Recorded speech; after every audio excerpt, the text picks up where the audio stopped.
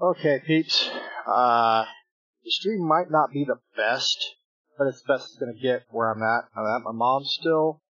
And anybody who's been following knows my mom's not doing well, so I'm here helping out with her care and stuff. We're going to try to do the show as best as possible. Hopefully you guys will enjoy it. And if you hear dogs in the background, that's the dogs outside barking. And who let the dogs out? Yeah, exactly. I'm gonna kill them. My cousin raises them.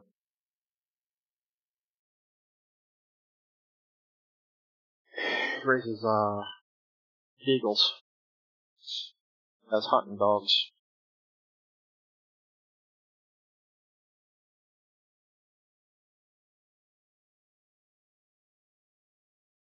Okay. Yeah, if you guys are still sitting in chat and you don't see the change in the numbers, you're right. Anything that's smaller than a Tibetan Mastiff, except for bulldogs, I don't want them. Alright, so, anyway. The stream might not be the best. I do have the settings turned down way low. My mom's internet is not the greatest. She's running that satellite AT&T garbage, but that's all they have out here. So, kind of stuck. But anyway, we're just going to go ahead and start the show off talking about how Intel is launching a new series starting next year, I believe. Yeah, debuts in 2018. Yes, starting next year, using a 512-bit AVX, and I had to look AVX up because I wasn't sure exactly what it meant, but it meant Advanced Vector Extension. I guess it's basically how things are processed inside of the processor. And so 512 means there's more processing going on versus earlier the 128s or the 256. What was it all the way back to? I can't remember.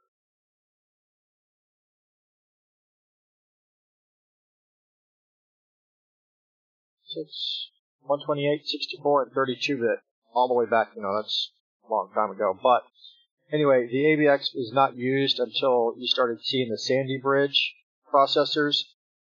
This is mainly going to be for processors that are going to be used in, say, servers and things of the sort. That's what I noticed a lot of different processors were being used inside of servers, or using a lot of processing power. And upcoming, it says on the page here that the CPUs for the AVX will be Cascade Lake, which they said was supposed to come out in 2018, which I believe is what was renamed to the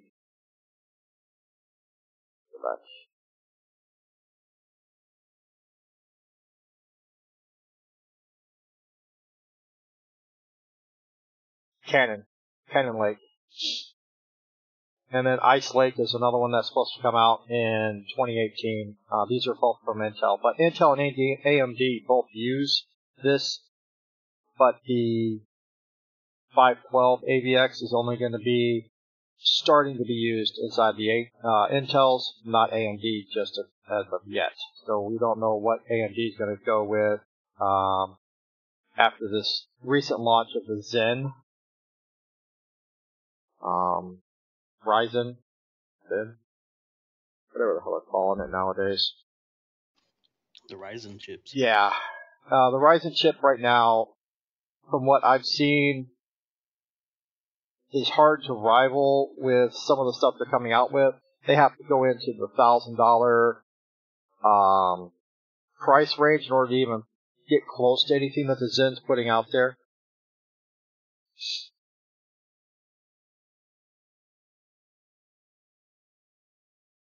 Oh, okay, that's Facebook.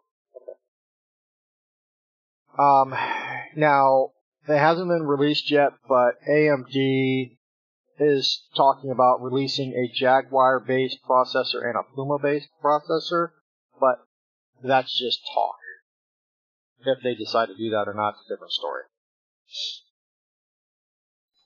And I must say, I don't necessarily like the fact that they're going with those names.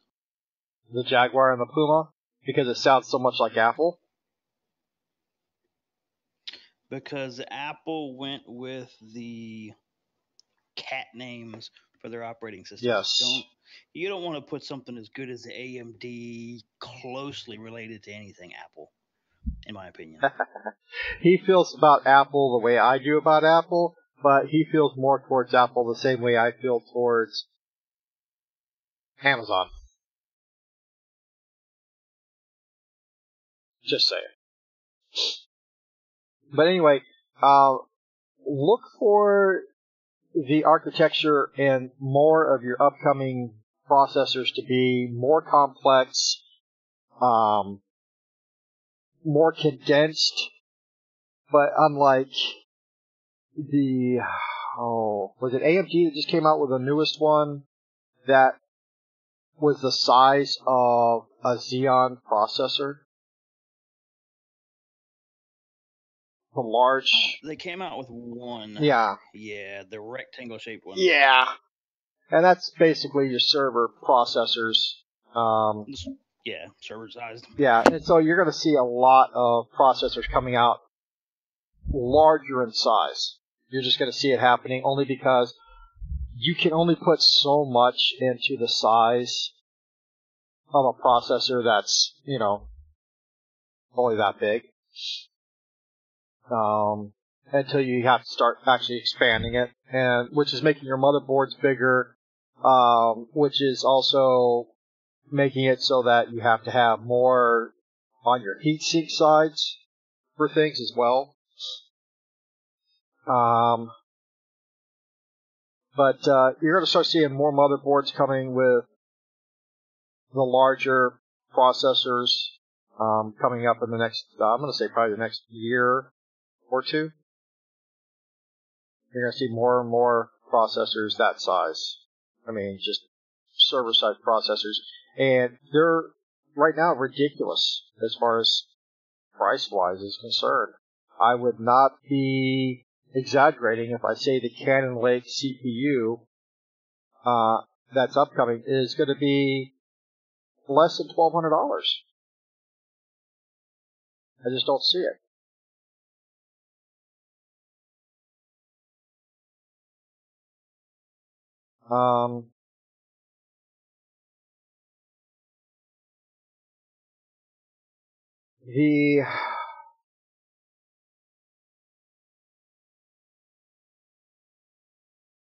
Don't mind people, I'm quick here.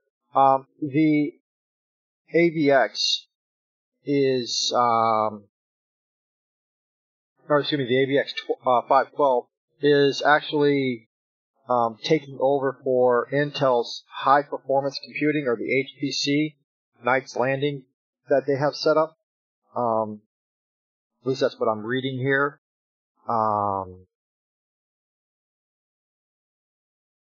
I don't think that it'll get rid of that particular type of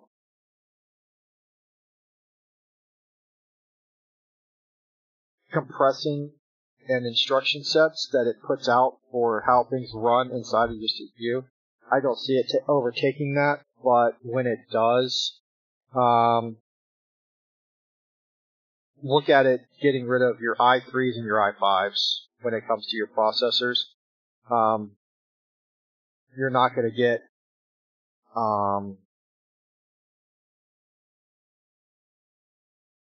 the 4 cores and the quad cores and the 6 core processors.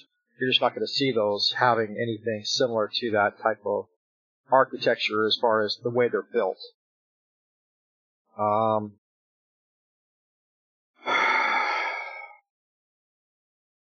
You're going to start seeing more 8, 10, and 12 core processors, in my opinion.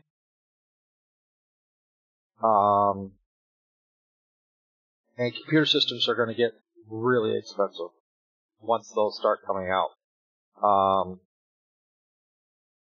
Look at, what was it, the 386 computer systems with the old Pentiums in them, or the old Celerons.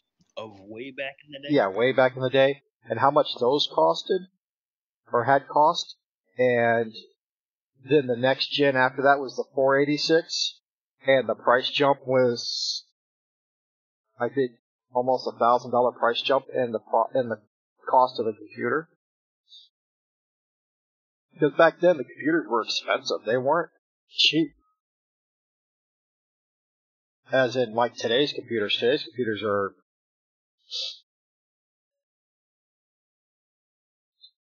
a couple $100. You can. You can get computers, desktops nowadays for $200-$300. Yeah, back then you were looking at $1,000 for a desktop. So I mean, you were looking at an extensive amount of money back then versus now. But nowadays, you look at the cost of living and things of the sort, yada yada yada. But I mean, we're looking at computers that are going to start going back up in prices, and I'm going to say triple the cost of computers now, if not a little bit more than. We're looking at like $3,000 computers, I would say, for a decent desktop. You're going to be looking at about $3,000 with this particular type of processing power that's going to be put into these computers. And with the cost of the CPUs alone, it's going to be the most expensive part next to the motherboard being the next most expensive part. And then the RAM cards. and RAM. RAM's going to go up as well too with the video cards are nowadays the most expensive part, and I think they're going to remain the most expensive part in my opinion. Video card? You really think so?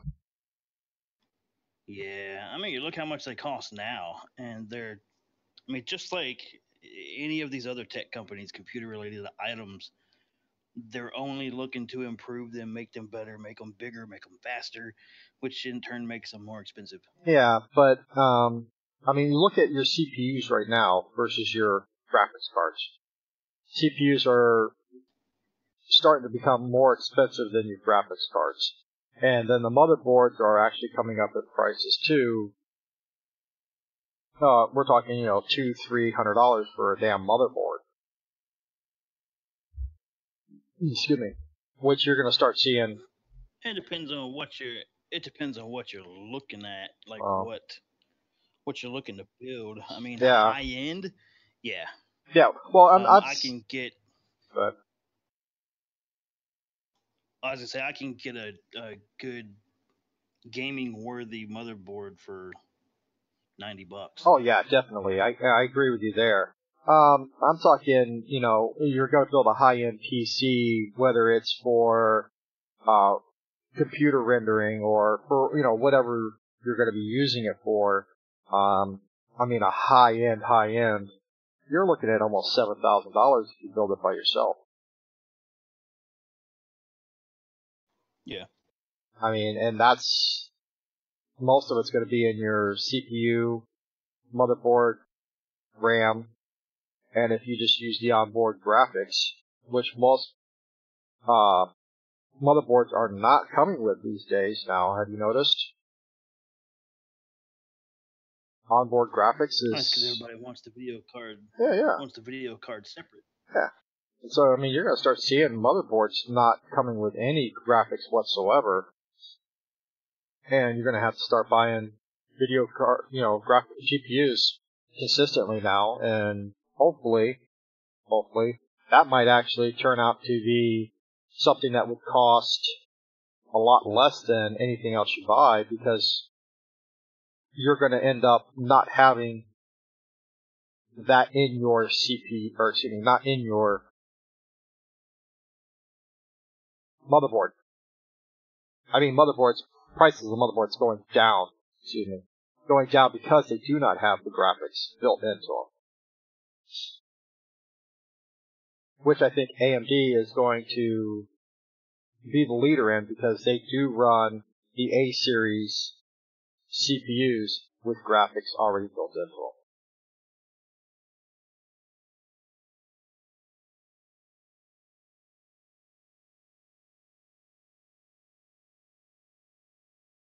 But look forward to seeing this, I'm going to say probably mid-year next year. And you're going to look at wattage too, that's the other thing. Wattage is going to go up on these CPUs as well. They'll need that extra power for processing.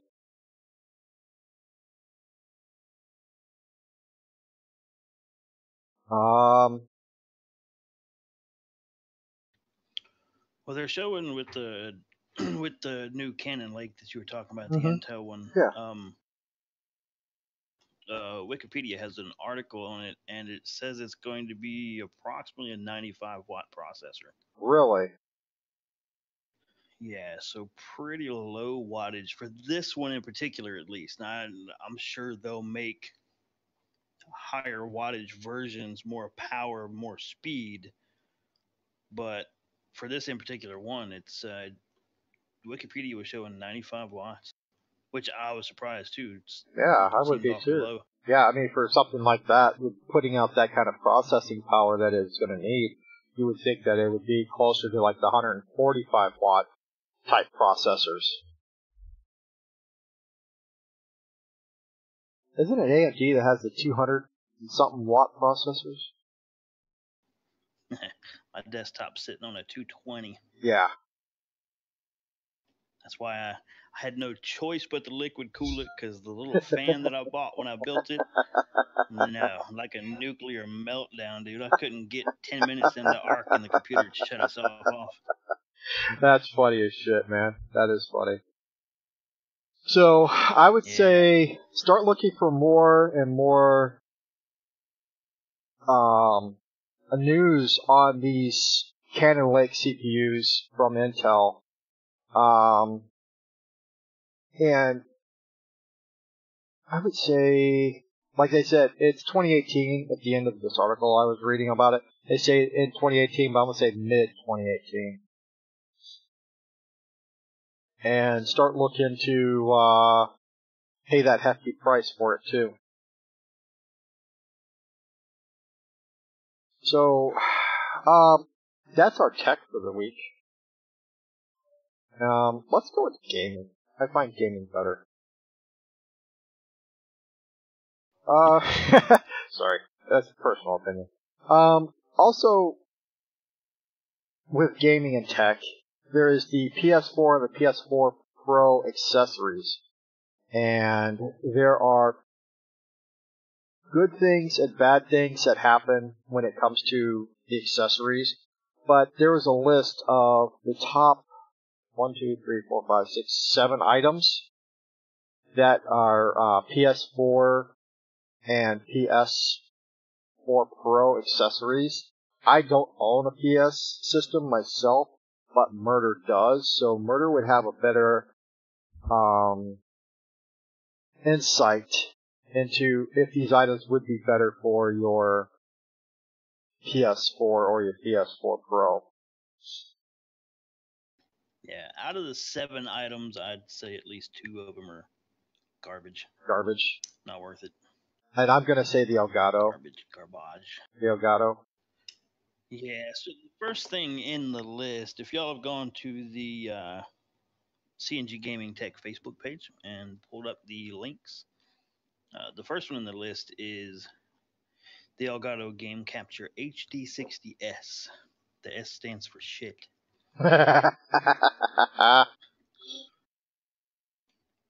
So, for those that don't know what an Elgato Game Capture is, you play a video game on your console. Your console is plugged into this device. This device is connected usually through USB to your computer. They do have some that you can put internally onto your motherboard, so there's a port on the back of your computer to plug in your game console. This device captures it, pretty much watches what you're playing and sends it to your computer so that you can record it or stream it with OBS for people to watch or to make videos of to put on YouTube.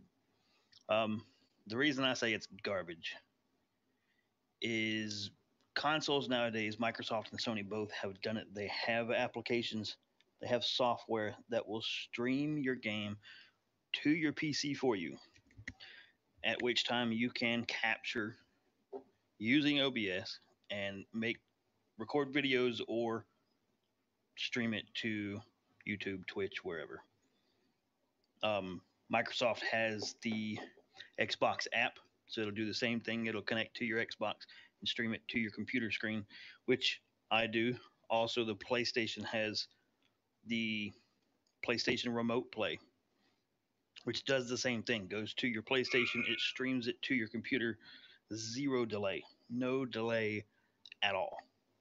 Um, which is how I do it. I stream it to the computer. I window capture with OBS and stream it to Twitch. Yeah, and like I said, there's no delay there's no delay with the game controls. Like when you tap a button to jump or pull the trigger to shoot, there's not even a split second delay in you hitting the button and you seeing it on your screen using that software. It's instant. yeah, I mean, so that's going to make it a lot nicer having it, because right now with some of the PS4s and like the regular Xbox, I think, or the first gen of the Xbox One, they had very limited options when it came to streaming.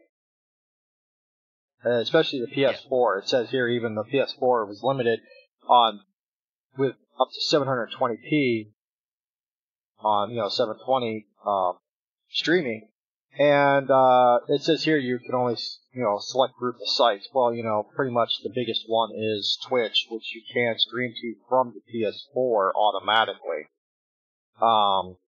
You just couldn't go to Smashcast or Mixer, which relatively Smashcast and Mixer are still relatively new to streaming anyway.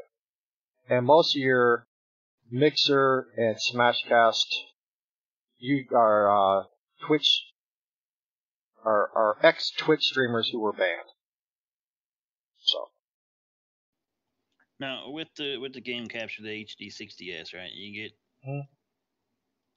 1080p, 60 frames per second. That sounds great. You're paying $167.95 for this thing. So you can stream to Twitch in 1080 at 60 frames. You can. People can watch 1080 at 60 frames on Twitch. But not everybody. But not everybody. So you're limiting your audience to the people with fast enough connections to keep up with your live stream at 1080p and 60 frames per second. So mobile devices, tablets, iPads, smart devices like that, they're not going to keep up. They're going to lag. They're going to jump. Nobody's going to watch you. Yeah. I have the ability. I have plenty of ability to stream at 1080p, 60 frames per second from my computer. I don't. I have my OBS set at 720, and I think it's at 45 frames per second maximum. I ran mine. I changed mine from the from 1080 because if I record, I can record in 1080. But when I stream in 720 because it downscales.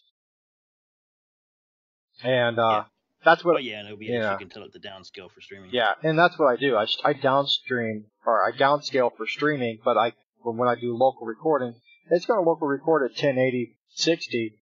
But when you're uploading to YouTube, people have the ability to actually change it so that they can watch it in something that actually plays on their computer, which normally is 720 on a lot of people's systems. Yeah. So overall, the Elgato Game Capture HD 60, and they have bigger ones. They have better ones, more expensive ones, internal ones, Mm-hmm. all of them, unless it's given to you for free, is not worth it. Don't spend your hundred and something dollars on something that you can do for free from your computer. If you want to spend $167.95 on Amazon, go buy me something.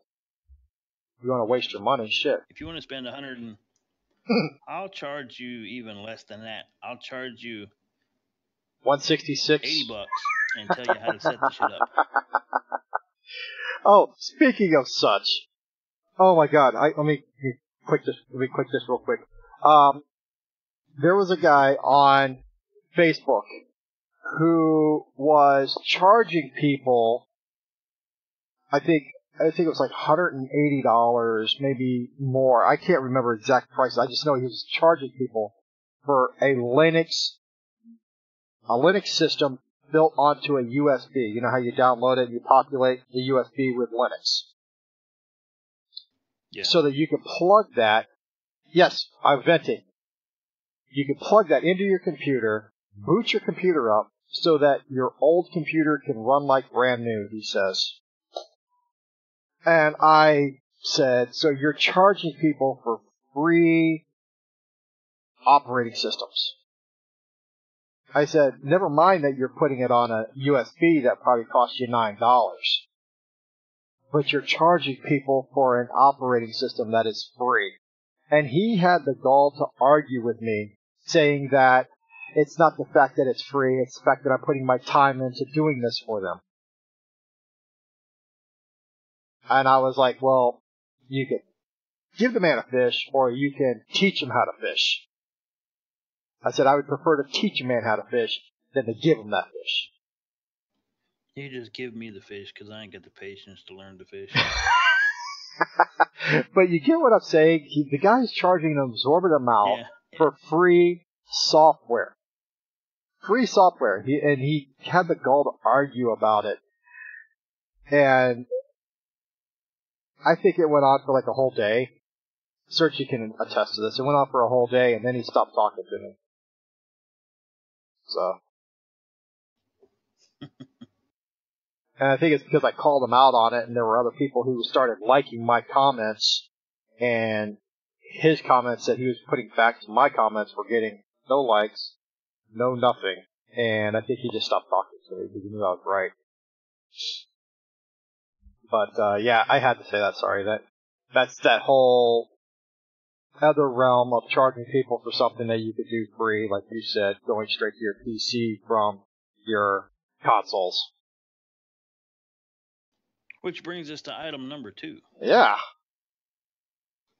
Item number 2 on the list is PlayStation TV. So, and the description here reads: if you want access to your PS4 library in multiple rooms, using remote play on the PlayStation TV is a simple and affordable way to achieve that.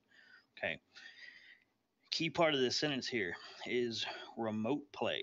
Remote play is the application I was talking about that you download on your desktop and you stream your PlayStation to your computer and play it.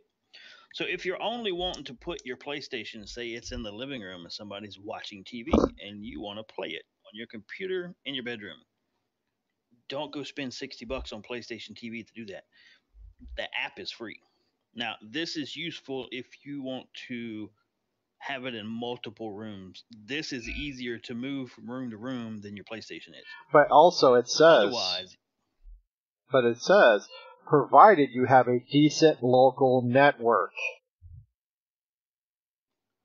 Well, most people, if you have a router from your cable or internet provider, whoever you get internet from, I mean, it's decent enough. You don't need anything fancy. Yeah, I don't know about that. But it also states that you could stream your PS4 gameplay at a 720 60p or 60 frames per second with very little latency. Which means that you're really not going to get to play that well. Well, I was just saying, the downloadable app, okay, the PlayStation Remote Play application that you can download for your computer does the exact same thing. It's free, and there's zero delay, no latency. Video quality is perfect. I mean, the only way that you would have any issue, like where it says that you need to have a decent local network. Okay, I wouldn't set this up in like a frat house where you've got like 20 some odd dudes trying to play online games at the same time. Your network's going to be overloaded and you're going to have latency issues. But other than that, if it's just, I ain't got enough fingers and toes to count devices on my network here at home, but half of them I would say are running at the same time a lot of times, and I have no problem. Now, granted, my PlayStation is sitting right next to me at my desk, but it's not plugged in to the computer or anything like that. It's running through my network On the to get wireless. onto my computer. So, On the wireless, right? no, it's wired. Oh, you have it wired? Okay, so you're running Ethernet. Okay. I have a 5-port switch that runs my desktop, the PlayStation, 2 ports from the server, and then okay. the 5th port runs out to my router in the living room. Gotcha, okay. Which kind of gives you an idea how many devices are on my network, because not counting wireless, I've used up all of the ports on the router and I had to buy a switch to run everything else. Lots of shit. Yeah. But yeah, the PlayStation TV device, not, in my opinion, not really useful. You can do the same thing with the PlayStation Remote Play app for free. Save your $60. Item number 3 is the DualShock 4 wireless / Bluetooth controller. Most PlayStation 4s come with it now. Early PlayStation 4s didn't. PS3s, you had to buy a separate adapter to run a wireless controller. Most of them were wired. But if your PlayStation didn't already come with a DualShock 4 controller, obviously you're going to need one to play multiple people. $43.89 on Amazon. That's not really that bad. Most retail stores, Walmart, GameStop, brand new ones, I mean, you're looking at about $45, $50. Mm-hmm. Anyway. Yeah. So these are this one in particular, the DualShock 4 controller, it's kind of a given. If you're going to have more people playing, you're going to need one. So, I mean, not that bad of an idea. Yeah. Now, it says here that you can actually hook it up to your PC, and with a little bit of work, you can kind of run all your PC games that run the Xbox controllers. You can actually use this DualShock 4 with it. Yeah, the Xbox controllers will work on your PC anyway because they're Microsoft. Yeah. Windows comes with the driver for your Xbox controllers already built in, your Xbox One controllers. So it says with a little bit of work, you can get it working. Yeah. I can tell you it's very little work.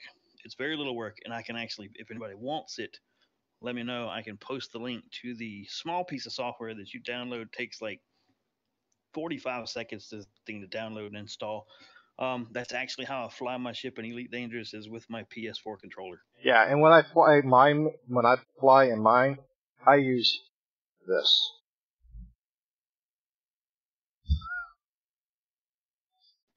His giant vibrating dildo. Yes, right.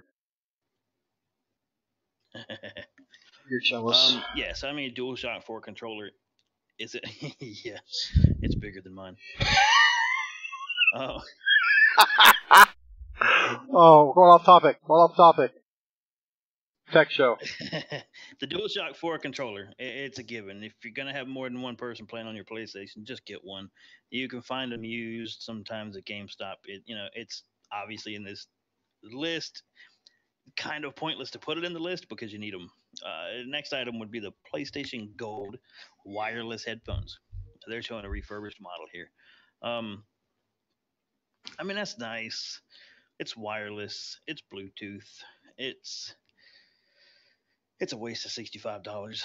But it doesn't say that it comes with a mic on it. Does it come with a mic, though? Yeah, the mic's built into it. Oh, okay. All right. It's kind of like the mic on a cell phone. It's a little pinhole-sized hole in the bottom of the headset that picks up your voice. How well they work, I don't know. I've never messed with these. If I'm using the PlayStation itself to play something and I want to talk to somebody, I have a headset that I use. I don't need 7.1 surround sound coming through my ears because if I'm playing on the PlayStation itself, it's going to come through the TV. Yeah. If I'm playing on the computer because I can't get to the TV, I have a wireless Logitech headset that's got surround sound and all that shit built in. Using that program I told you, the remote play, it uses whatever audio devices on your computer you have for your PlayStation. So I can talk to people just off my desktop headset. Yeah. $65 refurbished, not a bad deal. I think you can find other brands, off brands, a little cheaper that would probably do the same thing. Look at this headset right here I have. It is a Razer headset. It is now $49 at Walmart. Yeah. And it has Now, 7.1, and it has all that other stuff to it. But it's just not wireless. Honestly, it's just not wireless. It's got a wire to it, but... I was gonna say, can you go in the kitchen and fix a sandwich with it? Yeah, all I gotta do is unplug it.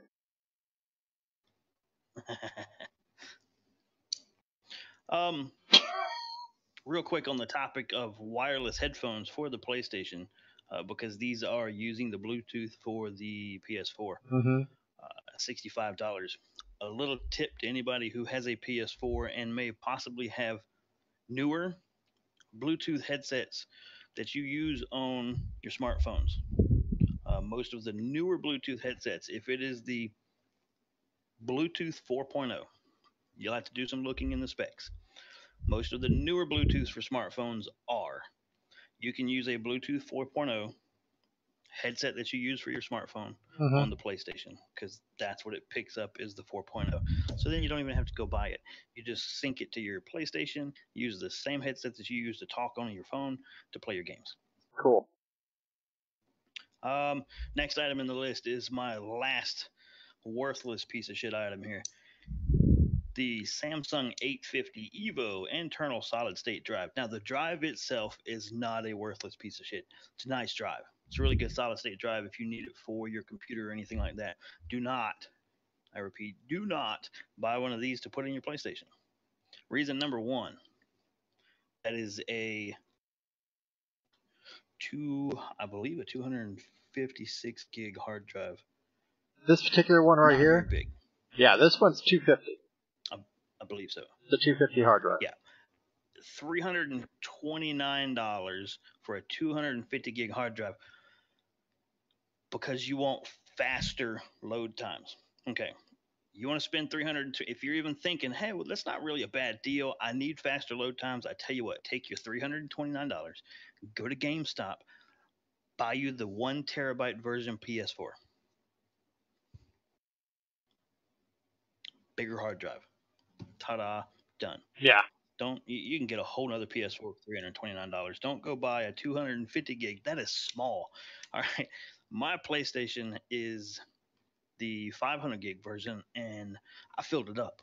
I've had to delete some stuff off just to get the new stuff on there. Yeah. Don't buy this tiny thing for $329. Go buy you a whole nother. You get the PS4 Pro 1 terabyte for about $330 or $340 refurbished at GameStop. Now, if you read on, it says you won't get the same improvements you'll see on a PC, but shaving off a few seconds on each load can make a noticeable difference in some games. Yeah. I'm only joking when I say this, but so far in the list, everything I've seen has stated PC, PC, PC. Guess what? PC Master Race, bitches. Sorry, I was joking. Joking. Consoles are for kids. I get it. You're still a kid. I know. So suck it. Now, this next item, not bad. The idea is good. Okay, the Samsung T5 portable solid state drive. But look at the price. PS4s with their... Look at the price difference. Well, that's a 250. It's an external. It's a portable solid state drive versus an internal, which is $329. I mean, if you think about it, that's $210 more where you could buy 2 of these and have 500 gigs and just USB the son of a bitches. I'm sorry, Yeah. it's just... that's a no-brainer. Sorry. So this $120 for this is 250 gig hard drive. Again, that's not big enough. I mean, you get 4 games on that and you're done. Right? Unless you've got 4 games in particular that you want to drag around to your friends' houses and play, it's not worth $120. You know, go buy another PlayStation. Carry that around to your friend's house. Now, the idea is good. Microsoft had it with the Xbox One first. The recent update with PS4 added the external USB 3 hard drive ability to the PS4 so that you could have bigger storage. It's a good idea. If you already have one laying around the house, or if you have an external drive that you had on an Xbox that you might not use anymore, put it on your PlayStation. Yeah. Don't go buy one if you don't already have it. Don't go buy one. Save your money up. Go get another PlayStation. Yeah. But now there was the old Xbox had the old thumb drives for external, and you could plug those into them and stuff, and that basically was just saving your game profiles on it. You really weren't doing any much more than that, just like the old PlayStation memory cards.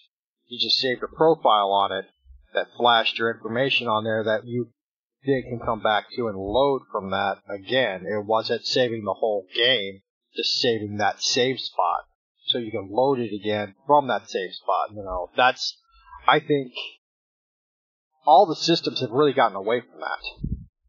All your consoles have gotten away from that. Well, it just seems like to me everything it's downloading everything into it instead of just saving that snapshot that you can come back to and load that snapshot back into your game again.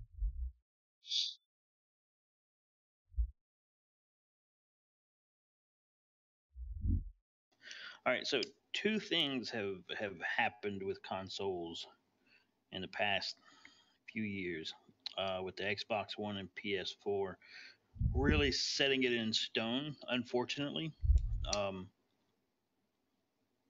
one, with the consoles in particular that Microsoft and Sony have done with the last consoles, is they've required that you download the entire game. If you have a disc of a game, okay, it is still going to copy that disc onto your hard drive. And they claim for faster load times. I didn't have that long of a load time with the Xbox 360. When you didn't have to put the entire disc on your hard drive, it just loaded off the disc. Yeah. Now, with that being said, the second part of that problem is games didn't used to require 26 gigs worth of space to run. That is true. Nowadays, you download some of these new games and it's taking up 20-something gigs of your hard drive for one game. Call of Duty Infinite Warfare was 55 gigs. 55 gigs for Call of Duty Infinite Warfare. Yeah, that sounds like a bunch of duty to me. Yeah, right? Call to the bathrooms.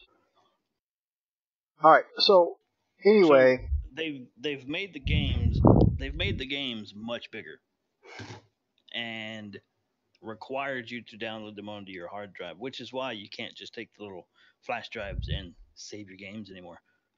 But now on PC, if you look at it, your games are saved to a save file inside of your app data folder.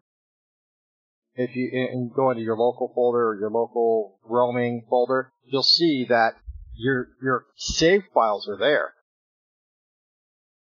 Which, I mean, I would say is better than what the consoles have set up. Consoles are being but too your much. save files are the same way.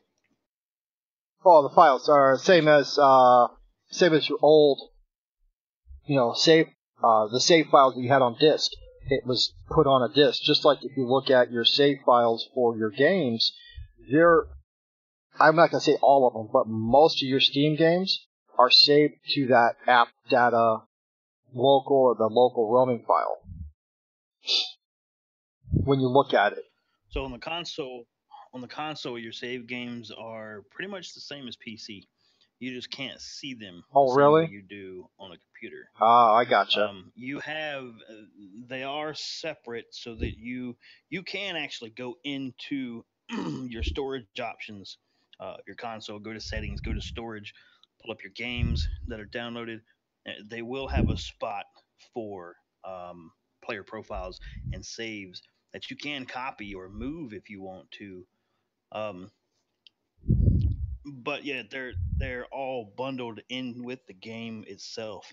I gotcha. That's why they require you to download the whole thing. So yeah, I guess I'm when it comes to the older, like my first real system I ever owned on my own outside of my parents or anybody else owning one that I used or whatever, my own was a PlayStation, the original PS.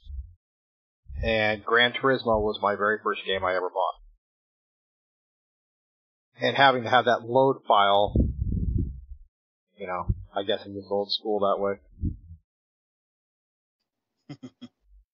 So the last two items in the list we'll do together because they kind of go together. PlayStation VR bundle. VR's fairly new. I mean, I know that they've had VR out for a while, but not everybody was able to get it. So it's just now becoming easier and easier to obtain. So the VR bundle is the headset and the motion tracking camera. It's about $380 is what they're showing here. Mm-hmm. The one under it is the PlayStation Move bundle, which I don't know how the hell you would describe this. It's like your remotes. It's like the Wii remotes kind of, but you have a ping pong ball glued to the top of it. And your little VR thing picks up the motion of those inside of them. Plus, I think they have little gyros in them too, right? That's what the balls on the top are for. They light up. Your motion tracking camera that comes with your VR bundle will track the motion of those balls that are lit up so that it knows where your hands are going. You have buttons on there to, open inventory, do little things like that. But yeah, so you combine that with the VR headset and camera, and you've got a more interactive game experience, able to, like with the Wii, punch things, hit things, use them like their swords, bow and arrows, all sorts of different possibilities with it. But it's a little expensive, right? $83 for the two hand controllers, $380 for the VR bundle. A little expensive, but if you're looking for VR and you're not, you don't have a big gaming PC, you're a console person and you want VR, that's not really a bad deal. Yeah. I would say, in all honesty, from what we've talked about in the past, when it comes to the VR, PlayStation has basically their own setup, whereas Microsoft pretty much has their own setup. So, I mean, everybody's going to have their own VR setups, and this one works best with your PlayStation anyway because it was made for your PlayStation, in my honest opinion. Well, this is a little better than some of them for consoles, in my opinion, because you're able to add these two hand controllers, the PlayStation Move bundle.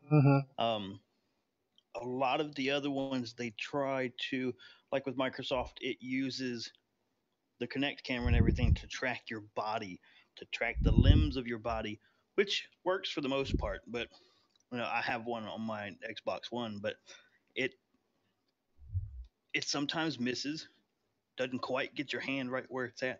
These controllers are made for pinpoint accuracy.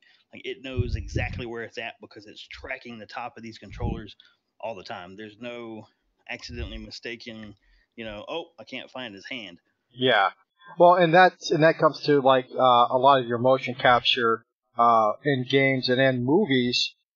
They use those little ping pong balls all over the place for motion capture. So, that's basically the same concept sitting here for that, which is more accurate, like you said, than Xbox One's, little bar that you can use to track with. And on a side note, those actual, what do they call them now? For the Xbox, the Kinect. Kinect. You can actually use the Kinect for doing three-dimensional picture taking inside of your computer. With just a little bit of work, you can actually use it for that. Or you could just buy a webcam. Oh no, I'm talking three-dimensional picture taking. It's different than using the webcam. Having the yeah, it's they have webcams with the 3D lens on them. Yeah, it's a little. It costs more. Yeah, exactly. But if you already got an Xbox One and you've got that particular, what the hell do you call it again? The Kinect. Yes, thank you. You already got the Kinect. You really don't need to go out and buy all that. You just use the Kinect. And there's plenty of videos out there on YouTube that can give you the information for that. But that's something that me and Searchy are going to be looking at for our 3D printing, is situating ourselves so that we have a way to do that. And we're going to be looking at doing that with our Xbox One Kinect that we have. Plus, I think we have an Xbox that actually has a Kinect in it as well, which we could just use that one instead. And it's because it sends out the dots that get picked up. And so you're going to get a really good... You have to get an adapter to... change that USB thing on the back. Yeah. Yeah. Or you just run it through the Xbox. Because it is Microsoft, you should be able to just run it through the Xbox and pick it up on your computer. I'm not sure how that works. Or how that would work, but maybe. I mean, if you can play your games and it goes onto your PC from there, I don't see why you wouldn't be able to do that with just the Xbox with the Kinects and running it through your USB, going from USB to USB.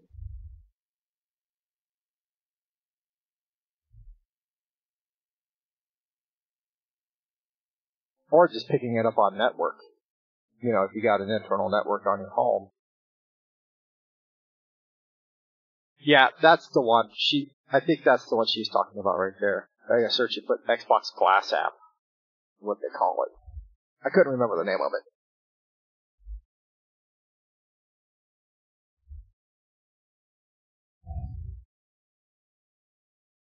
Still there, Murder? Yeah, I'm here. Oh, okay. My sound keeps going out in my ear. Sound keeps going out in my ears, so. Alright, so, with that all said, your best and worst off of there would be, the worst being pretty much top of the list, and the best being the bottom of the list. Safe to say? Yeah. Okay.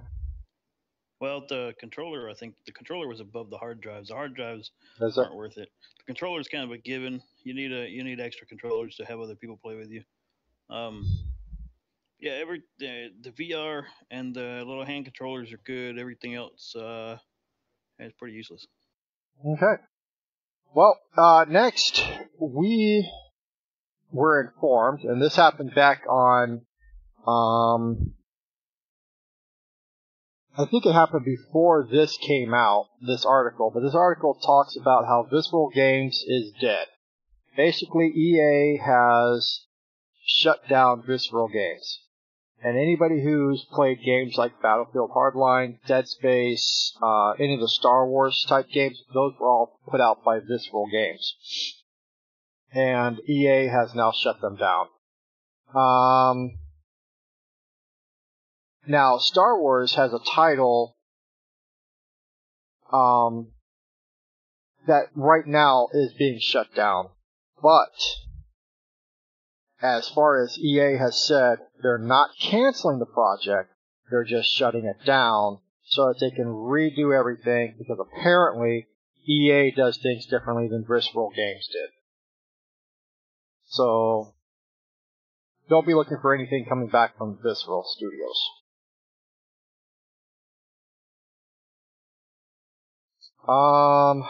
Let me see here. There was a letter from Patrick Suderlund, I believe is how it's pronounced. I could be wrong. Usually am. Our Visceral Studio has been developing an action-adventure title set in the Star Wars universe. In its current form, it is shaping up to be story-based, linear adventure game. Throughout the development process, we have been testing the game concept with players, listening to feedback about what and how they want to play, and closely tracking fundamental shifts in the marketplace. It has become clear that to deliver an experience that players will want to come back to and enjoy for a long time to come, we need to pivot the design. We will maintain the stunning visuals, authenticity in the Star Wars universe, and focus on bringing a Star Wars story to life. Importantly, we are shifting the game to be a broader experience that allows for more variety and player agency, leaning into the capability of our Frostbite engine and reimagining central elements of the game to give players a Star Wars adventure of greater depth and breadth to explore. So, all the other games that they developed, they're pretty much just getting rid of them. Who's to say that they're ever going to come back to these types of games? I guess we'll wait and see. Let me read what they wrote towards the end.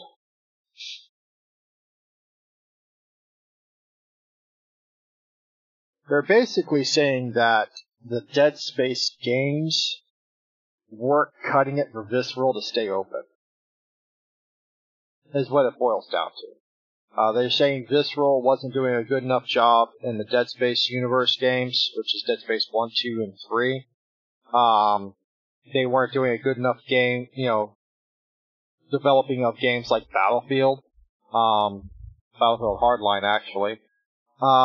So they basically are going to overhaul only one series of games, which is a Star Wars titled, what they've been working on.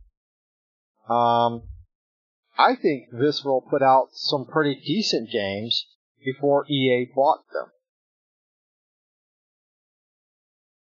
I just think that, like Activision, EA is just in it for the money. I don't think they're in it for the gamer, in my personal opinion.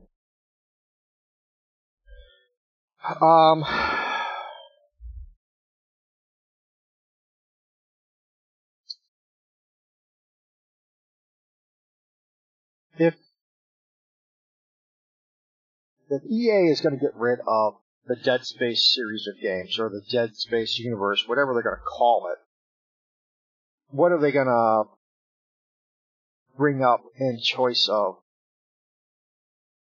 that particular game set? Because it's not like Microsoft, who has Halo.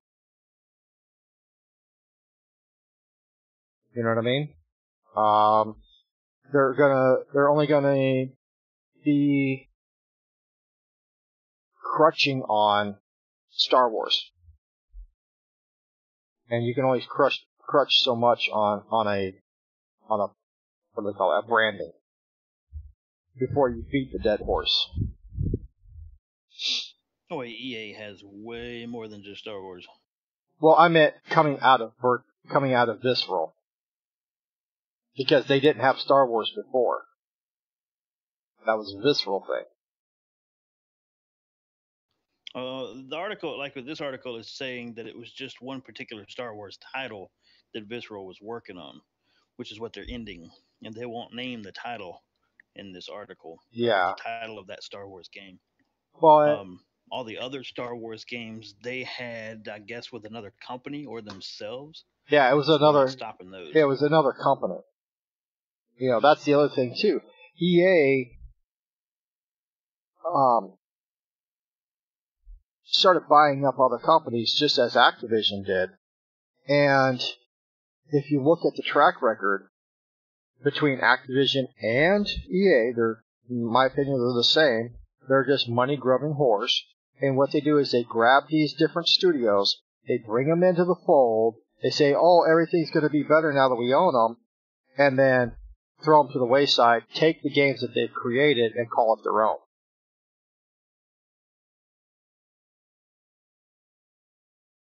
And that's pretty much all they're going to do here.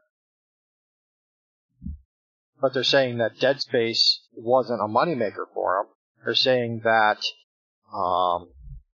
Star Wars, is their thing. In my opinion, that's what they're saying here by buying up the studio, getting rid of the studio, and keeping the Star Wars title instead of getting rid of it like they did Dead Space and Battlefield Hardline. Granted, Battlefield Hardline wasn't that great. I would say yes, but when it comes to gaming, it's a little different than it is, this Fortune 500 companies buying each other.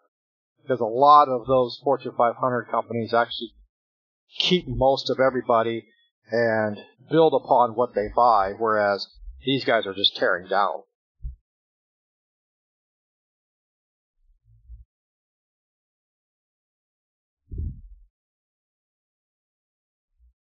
I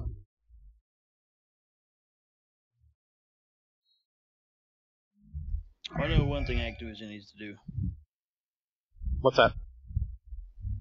They need to get rid of Treyarch. Oh as God, developer. I know. My son loves them. Treyarch?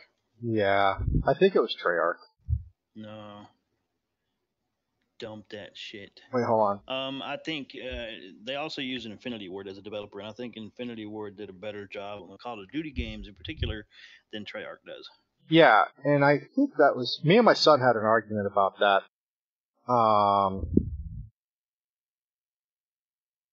Because we were talking about how Treyarch did this, and the others were done another different way. I'm trying to think of. I think it was.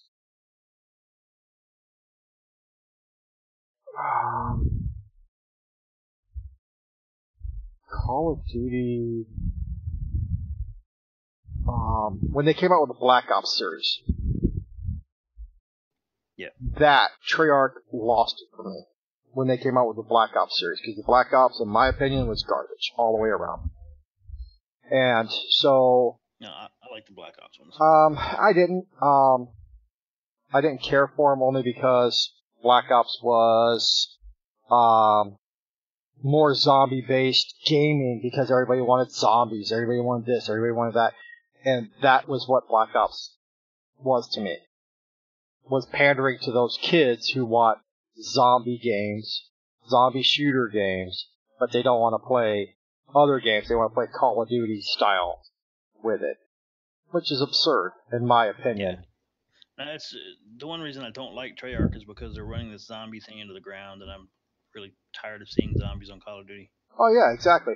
They got away from the storyline. Like, I played Call of Duty series, but I played it for the storyline. I never played it for anything else but the story. And I bought Infinite Warfare, and I played it for multiplayer, and I streamed it for a little bit, and it just wasn't there for me. It just wasn't there. I mean, multiplayer in Call of Duty is just not there. I prefer campaign-based when it comes to those style games. Yeah. I play Call of Duty for both. When I pick up a new Call of Duty, I'm going to play the single-player storyline before I even get on multiplayer. Just because I want to run through the storyline and see what it's like. Yeah, I like it. I like Sledgehammer. That's the one. Sledgehammer's the one that came out with Infinite Warfare, I believe.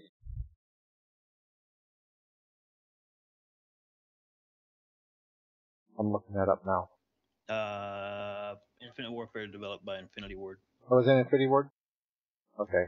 Advanced Warfare. Advanced Warfare. That's the one I thought was Advanced Warfare. I like the storyline. I don't like. I stopped playing Call of Duty after Call of Duty Ghosts, which Ghost was a good one. Infinity Ward did it. It was great. I liked it. Advanced Warfare and Infinite Warfare came out. I didn't like it because they had the little jetpacks to make you jump higher and walls, and it's like, it's not realistic anymore. If you look at Call of Duty Advanced Warfare, that was the first one that came out with all that. And the reason why it came out with that was because it was Advanced Warfare. They were trying to bring futuristic things to the world of Call of Duty, but then Infinite Warfare kind of took it above and beyond off of what Advanced Warfare had already done. Yeah. I mean, in my opinion, even Advanced Warfare and Infinite Warfare both just kind of ruined it for me, because to me, I've played Call of Duty since original Call of Duty. And then, Call of Duty 2 was the big red one, and I mean, I've played them since the beginning. I love Call of Duty. Once I got to Advanced and Infinite, it was ruined for me. Well, Call of Duty Modern Warfare was kind of garbage. The Modern Warfare series, as far as multiplayer was concerned, storyline wasn't bad at all. I like how they're going. I like how they're going back to their roots with Call of Duty World War II, and that again is a Sledgehammer game. Now, I've said this before, and I'm gonna say it again. Mm-hmm. Everybody is hyped about this Call of Duty World War II. Man, this is awesome. It's got all sorts of hype and publicity. People can't wait to play it. It looks so cool. Great reviews and stuff from all the the test videos and trailers and all that. Everybody's like, yeah. The same people that bitched about Call of Duty World at War. Yes. Said that it was garbage, it was crap, it was horrible. These people don't understand. Y'all are praising and can't wait to play the same fucking game, just the next war. Yeah, exactly. And that, I think, is funny as hell. Now, World at War was World War I, and it was a good game.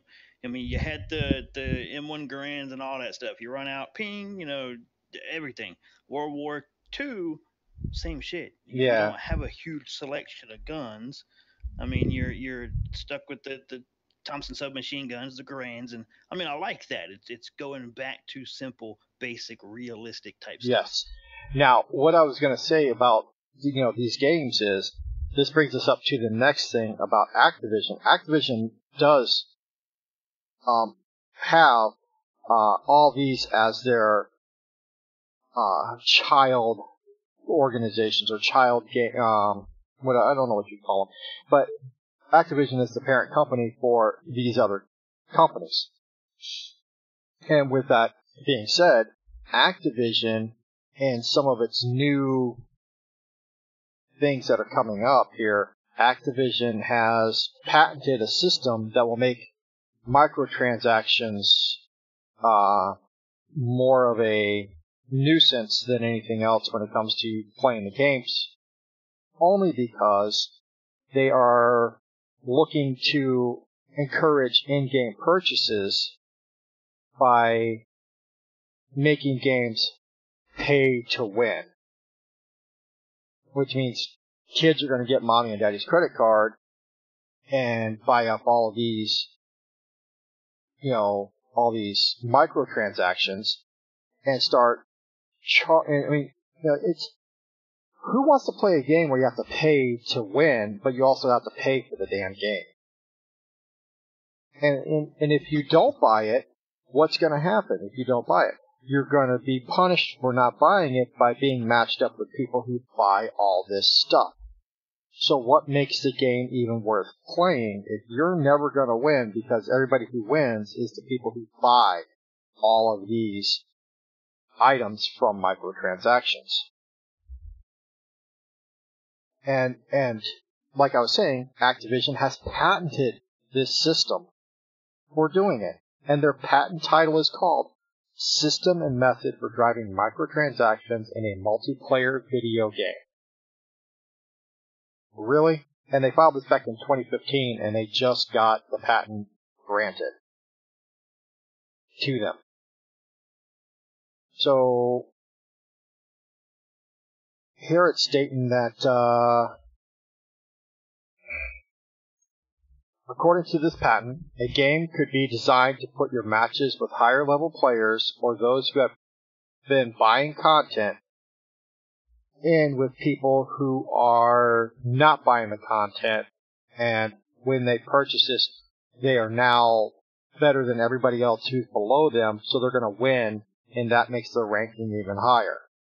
Instead of playing somebody who's on the same level as them, they're playing on people who are not as high level players. That's all this is going to do.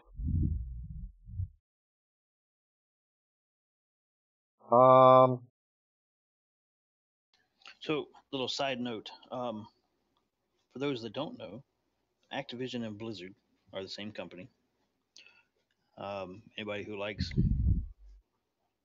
World of Warcraft, Diablo, StarCraft, all that stuff. Same company that does Call of Duty.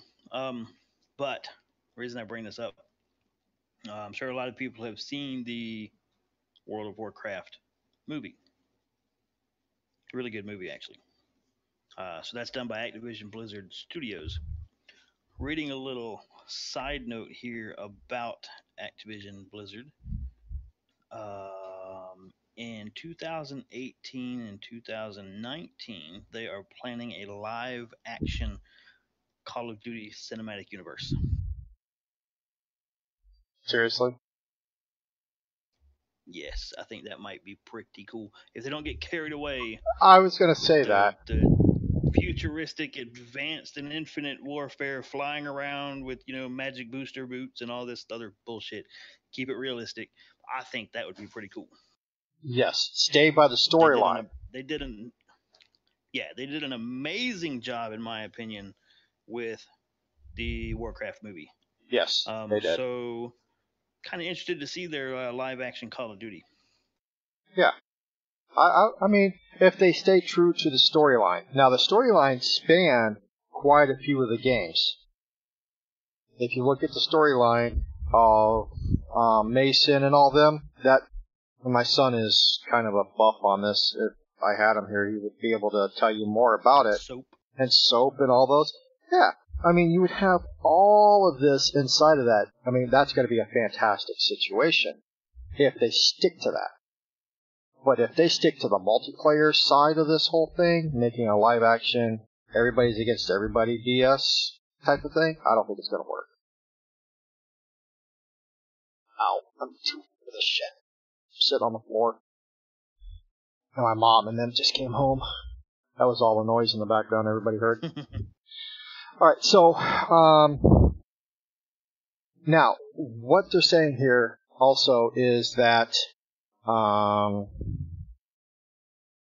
Activision also proposes several ways a game could incentivize players who've just paid for an upgrade. The first part of this is when you buy the content, you're going to be matched with lower level players. You could then soundly stomp them, is what they said. Then alternatively, you can get an upgrade, and the game can place you in a match where that particular weapon or item would be more highly effective than any other weapon or item that you're placed in there with. So that, again, reinforces you to buy all this stuff on microtransactions. Now, pay to win. Exactly, pay to win. Who wants to play pay to win? People who have the extra money to play it, I guess. Now, they are saying... Not me. Yeah, I know, right? Now, they are stating that here that some less distressing features of the patent also call for player tracking of purchases and their data profiles so they can link the two together. So, when you buy something, whatever that something is, they can track what you bought and then start setting you up with coupons to buy this other thing that's similar to what you just bought. What is that? Adware, basically. It's just basic adware is what they're doing. You might as well be saying you're Microsoft Windows 10. That's a pretty good operating system. Adware. It's not an operating system, it's adware. That's because you probably turned all that shit off. That's probably because you turned all that shit off, unlike some of these other people who don't. They leave everything standard, default, and every time you go using the Microsoft Edge or Internet Explorer Edge, whatever the hell they're calling it now, or you search for something and it gets put into your computer, and say you downloaded a certain piece of software, that gets put into your computer. Well, they see that you did that, and then they're going to say, okay, well, they downloaded this. Let's get them to then buy this by sending them out this ad stating that you bought this, now buy this. That's pretty much, well, that would be, that is adware, but that's also spyware. Yes. They're spying on what you do in order to send you ads. Yeah, but you're agreeing to letting techniques. that. Well, that's what I was going to say. Spy techniques like that, monitoring what you do, where you're going, what you're buying, is used in a lot more ways and places than people think. Mm-hmm. But, now, Activision did state, let me get to this first. It says, the results of all this could be more money in the game developers' pockets, but a great deal of frustration for the player who just wants to play the game without being nickeled and dimed consistently.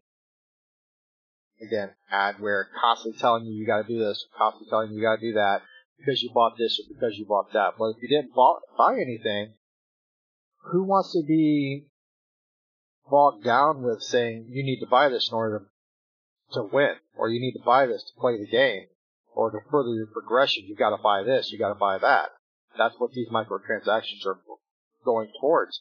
And you don't see that from companies like Grinding Gear Games, who put out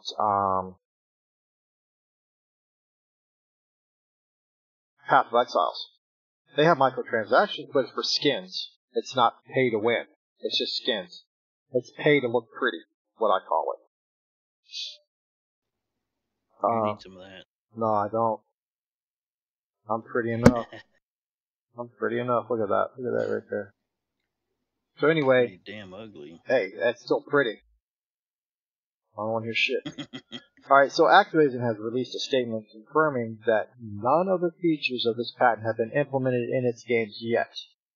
But theoretically, for now, you can see that it's going to happen. Or it's all theoretical now. But you can eventually see that it's going to happen.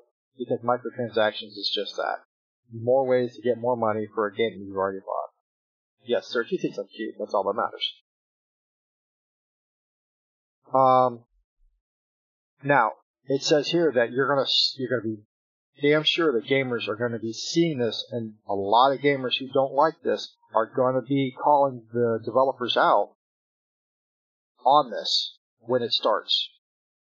And it's either gonna break the bank or won't break the bank, because you're gonna see those people who used to buy Activision games no longer buy Activision games because of that.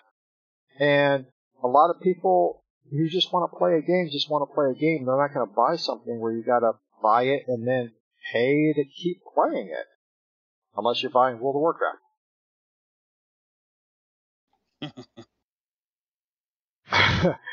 And World of Warcraft is actually going towards microtransactions as well, I've noticed.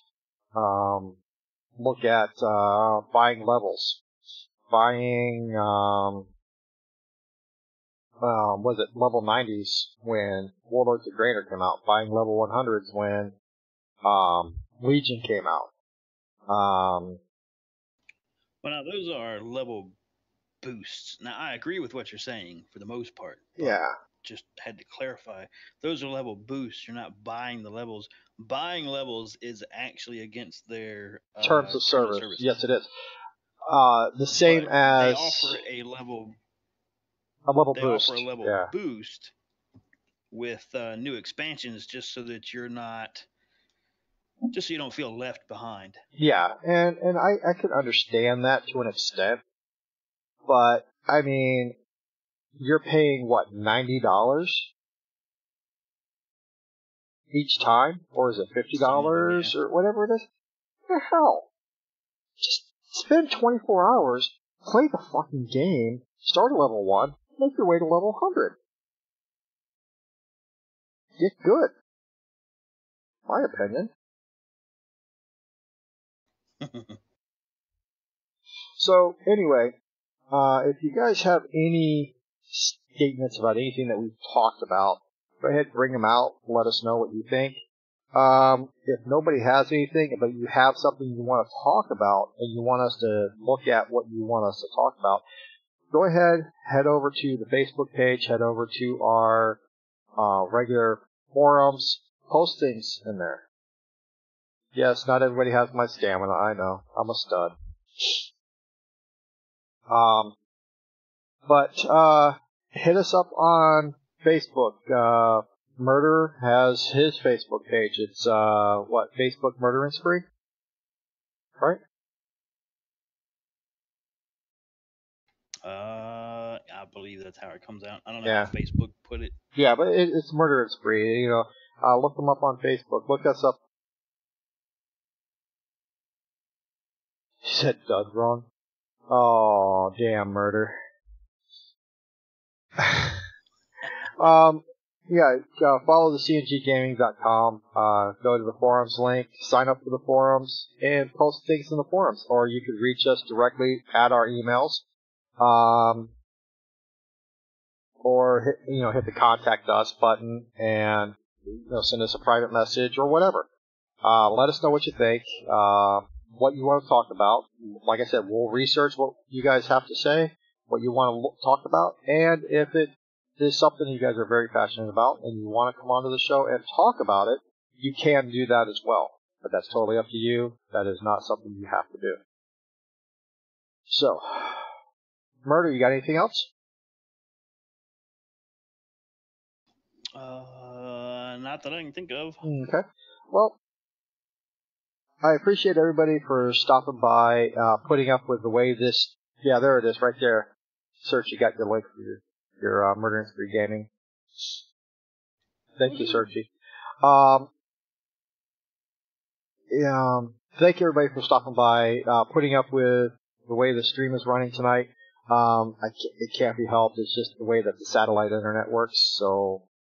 I got to deal with it as it is. Haven't streamed in a while. I might start doing some local recordings and then putting them out directly to YouTube. So if you're watching this on YouTube, I'll be putting more content on YouTube. We are going to be moving our YouTube channel to a more centralized YouTube channel, so that all of our stuff is put into one channel, both mine and Searchy's. Murder, I believe you have your own, right? YouTube page? For what channel? YouTube? Yes. I don't use it very much, but yes. Yeah. So, I mean, you go and hit him with a subscription over at his as well.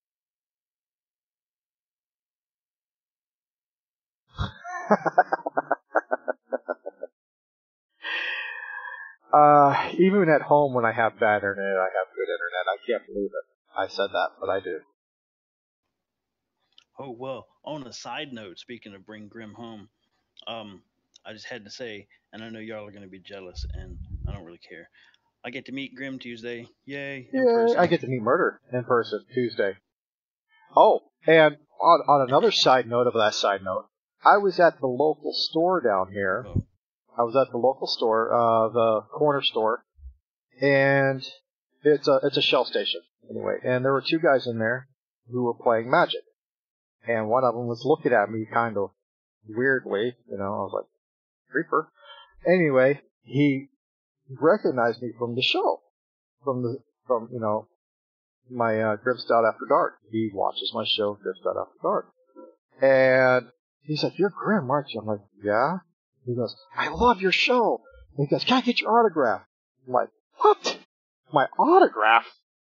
I'm like, "I am not that famous." He goes, "You're awesome." So I signed one of his Magic cards. I thought that was pretty cool. And he asked when I was going to have a meet and greet, and where I was going to go to have that meet and greet, and all this other stuff. And I was like, I don't. Did you tell him that he just met and greeted you? Yeah, right? And so I thought it was pretty funny that somebody actually not in my hometown, because I'm not in my hometown. I'm in Georgia. I actually live in Florida.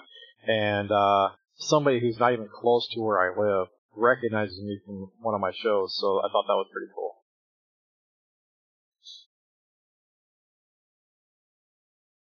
So, anyway, with that all being said, we appreciate everybody for coming by, sticking with us throughout the night here.